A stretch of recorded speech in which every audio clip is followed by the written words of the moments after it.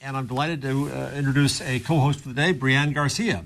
Hello. Brianne is a proud graduate of the CUNY Graduate School of Journalism and the Entrepreneurial Journalism Program. That's right. And she's an entrepreneur in her own right. Try. What are some of the things you've been doing in the past? Well, I've been doing a little bit of consulting for a couple of different companies, doing brand and marketing consulting. But what I'm really excited about is an event series that I'm launching with a friend of mine where you check your phone at the door and you experience one topic talked about by 3 different people. So the example that we like to use is rhythm, talked about by a heart surgeon, a poet, and a drummer.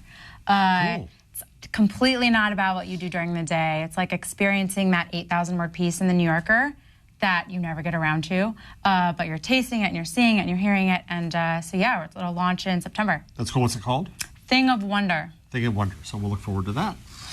So today we have a lot of interesting stuff. We have Data Genius from Huffington Post, another artist doing all kinds of neat things, and the future of work and other stuff. But we're going to talk a little bit about the news. There's not a lot in the news we want to talk about because there's one story that kind of takes it over.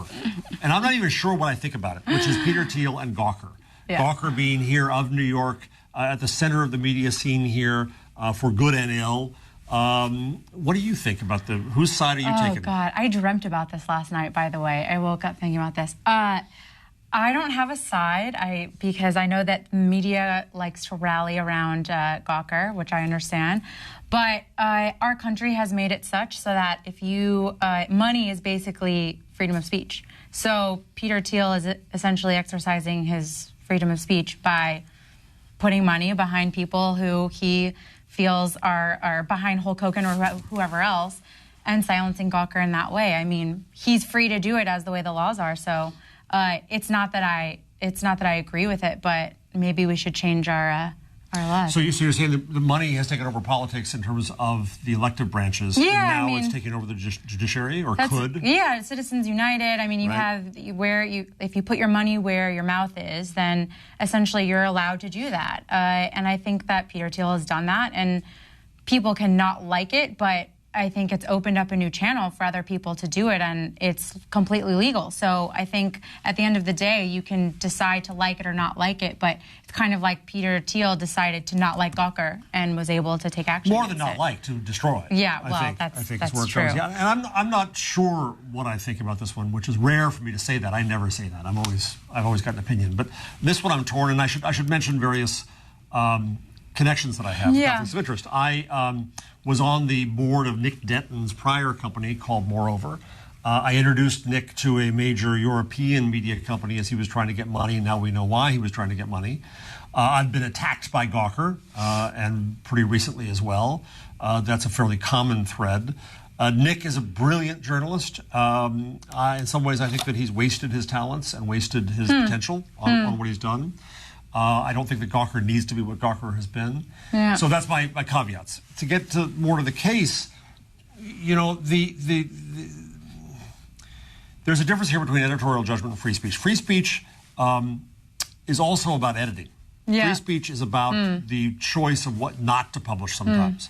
So when Gawker had what I think was a horrendous piece outing a Condé Nast executive, a married Condé Nast executive as gay, or as having activities in that arena, pretty much the world universally came behind and condemned Gawker. Yep.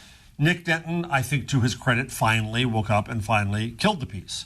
Then there was an outcry from the staff itself, the editors themselves saying this is censorship. Well, no, censorship is when government does it. Yeah. What Nick Denton did was editorial prerogative. Now, there was an argument that he was the business side pulling out, right? And so I think a part of freedom of speech was Nick Denton's right to kill the story. Now, that gets me in trouble in other ways. Sure. We'll leave that all aside. So what's the editorial judgment of Gawker in this case? The outing story, I think, was irresponsible, wrong, mean-spirited, nasty. Do you have a right to put it up? Yes, unless it's libelous, unless the law carries it otherwise. But was the world made better for this? Was this journalism in that sense? Did it uphold anything of value? I don't think it did. And that was Peter Thiel's criticism. That was his criticism of Peter Thiel being outed. Right. And then Gawker went after somebody else. That's his criticism, is he wants to destroy them. The Hulk Hogan case. I think it's perfectly defensible that Hulk Hogan, under whatever name he goes, is a public figure. Sure. And was there any better societal value in publishing the tape? No. No, I don't think so. I don't think society gained. Pop culture can do with a little less sex tapes. Yeah. So brought us the Kardashians, which is running media these days. Yeah, that's true. Cats and Kardashians. So I'm not sure about that. Yeah. But does he have a free speech right to put the tape up? That is a question of privacy. Yeah. Does Hulk Hogan have a right to privacy? What do you think? I think yes, he's a public figure. But as a public figure, one could argue he doesn't have a right to privacy. Ah, I see. You know. Well, yeah, but I guess there's a general consensus that outing people is wrong, and so I guess for Peter Thiel, I understand where he's coming from. If he were to go after Gawker right away, but the fact that he waited, I see him in the corner going like this, and waited until other people filed lawsuits and backed them. It is a little schemy, and it's a little scary for the opportunities that opens up for other people with money.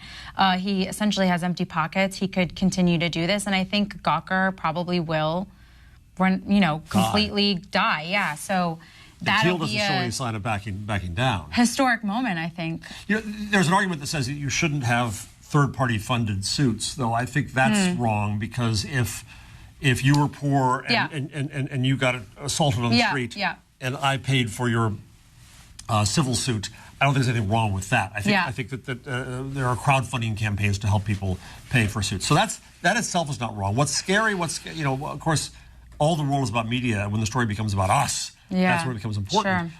But the fear, as you said at the beginning, is here's a rich person who can come along who is giving a playbook for how to destroy a media outlet. Well, and it's almost, it's like Trump offering to fund the legal teams for any of his, supporters that get into violent, get violent and have charges pressed against them. I think it's similar. It's you can do it on the opposite side of the spectrum. It's you can do whatever you want. I have the deep pockets. I'll pay for you. And I think that that's just the general theme is that people with money are allowed to put their money against, whatever they want and have the action seen that they want, and not everybody is able to do that. And I think it starts to get. And you've been a blogger. I've been a blogger. The scary thing in the future is somebody could dislike what we do and then decide to destroy us and our families and everything. Even with a nonsense suit, the cost of defending, the cost of the lawyers. Yes, that's what Gawker's going to face. Because even if they win this suit, I think there will be many more that come forward because Peter Thiel has essentially offered to fund. But the really interesting thing was that Nick Denton, who's a brilliant rhetorician and journalist as well, wrote a piece at Gawker challenging Thiel to a debate under any format, at Medium, on TV, on anywhere. If you were Peter Thiel, would you take him up? Absolutely. I think it's in his best interest to do it. In Thiel's? Yes. Denton's he's a tough right, but I think if he doesn't and he remains silent, he looks like a bully, and he looks like a little bit of people already see him as that on the media side, but I think he'll look more like a bully, a coward. And I don't know him, but I don't think that he is the type to be that way, so I think it probably would be in his best interest. So one last question. Yeah. Thiel, as you know, is on the board of Facebook. I know, so that's the big question. If you're Zuckerberg right now, what are you doing? I'd have no idea. It's and Zuckerberg has, I think, rightfully not responded to requests to comment, because I think there's already, which was just actually Gizmodo was the one that sort of spearheaded the story about how Facebook was, curating with too heavy of a hand the news that you see on your feed. By the way, I think it was a spurious story that did not stand up to journalistic scrutiny. Yes. And that's part of the problem with Gawker, but we put that aside. Right.